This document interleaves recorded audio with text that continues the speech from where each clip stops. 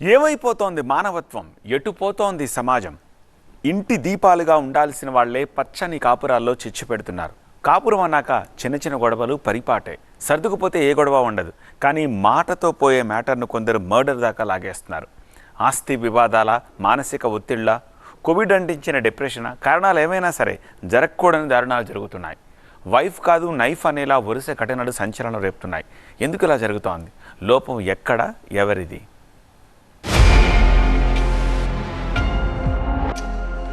పెళ్ళామా మజాక, ఆమె స్కెచ్ చేసిందంటే ఫినిష్.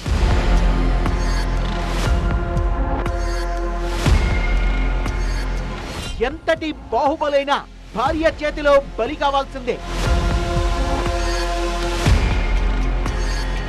వైఫే నైఫ్ అయితే ఇక లైఫ్ సఫా.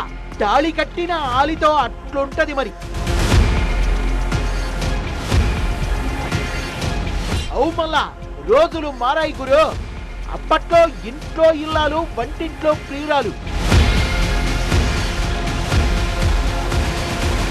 మరిప్పుడు ఇంట్లో మొగుడు, వీధిలో ప్రియుడు.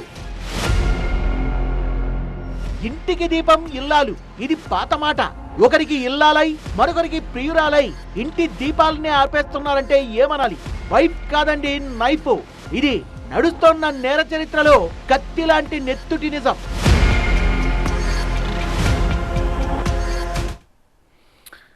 ఇంటికి దీపాల, అనుబంధాలకు శాపాల? కొందరి తీరు మానవత్వాన్ని మంటగలుపుతోంది. ఇక కొందరున్నారు తమ నిర్వాకాలతోటి అర్ధాంగి అన్న మాటకు అర్థాన్ని మార్చేస్తున్నారు. ఒకరికి ఇల్లాలై మరొకరికి ప్రియురాలై నైతిక విలువలను కాలరాస్తున్నారు. ప్రియుడి మోజులో కట్టుకున్న వాళ్ళనే కడతేరుస్తున్నారు. ఒక తప్పును కప్పిపుచ్చుకోవడానికి నేరాల బాట పడుతున్నారు. జైలు కూడు తప్పదనే లాజిక్ని మిస్ అయిపోతున్నారు.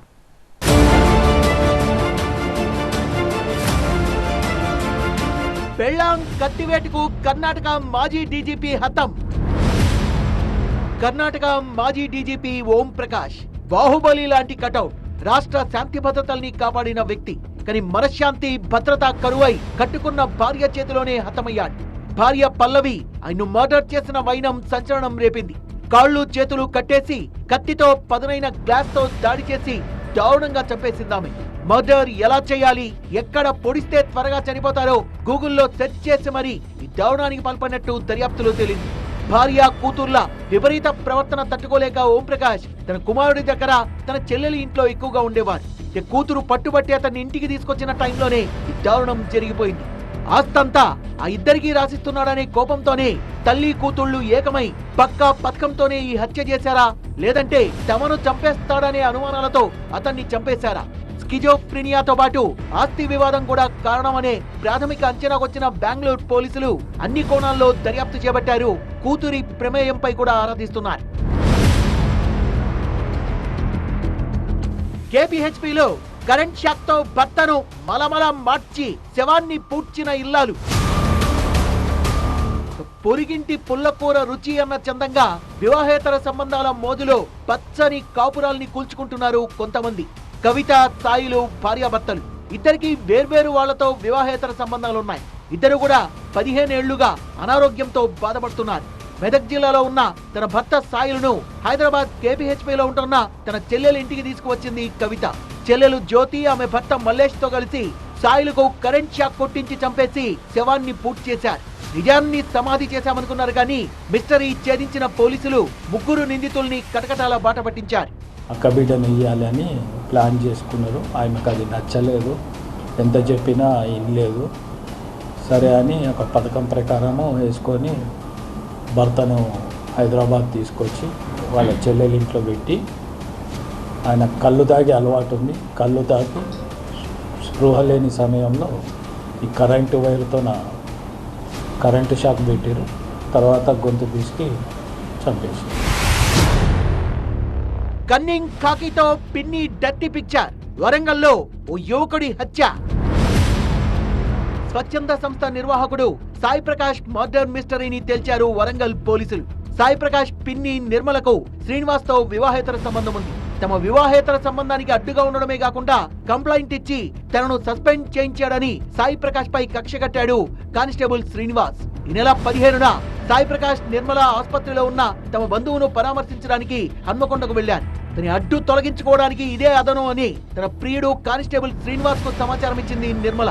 దాంతో తన ఫ్రెండ్స్ తో ముఠా కట్టి సాయి ప్రసాద్ ను కిడ్నాప్ చేసి హత్య చేశారు. విషయం తెలియగానే వెంకటాపురం గ్రామస్తులు రగిలిపోయారు. నిర్మల వీపు విమానం మోత మోగించి స్వయంగా పోలీసులకు సరెండర్ చేశాడు ఆమె భర్త శ్రీనివాస్. నిర్మల సహా నిందితుల్ని అరెస్ట్ చేశారు వరంగల్ పోలీసులు. డాక్టర్ తో వెడ్లాక్, జిమ్ ట్రైనర్ తో లవ్ ట్రాక్, డాక్టర్ బాబు murder. Doctor Sumanth Reddy, Flora Maria ఇద్దరు భార్యాభర్తలు. ఆమె లెక్చరర్. ఇద్దరు వరంగల్లో ఉండేవాళ్లు. సంగారెడ్డిలో ఉన్నప్పుడు ఆమెకు జిమ్ ట్రైనర్ శామ్యూల్ తో ఏర్పడ్డ పరిచయం వివాహేతర సంబంధానికి దారితీసింది. భర్తను చంపేసి యాక్సిడెంట్ ఖాతాలో కలిపేస్తే తమ రూట్ క్లియర్ అవుతుందని భావించారు. కాజీపేట శివారు భట్టుపల్లి దగ్గర కారులో వెళ్తున్న సుమంత్ పై దాడి చేశారు.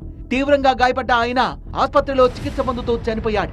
దాడికి కారణాలేంటా అని కూపీలాగితే lecturer Flora, gym trainer Samuel illegal track బయటపడింది. ఇద్దరితో పాటు వారికి సహకరించిన కానిస్టేబుల్ రాజ్ కుమార్ ను అరెస్ట్ చేశారు పోలీసులు.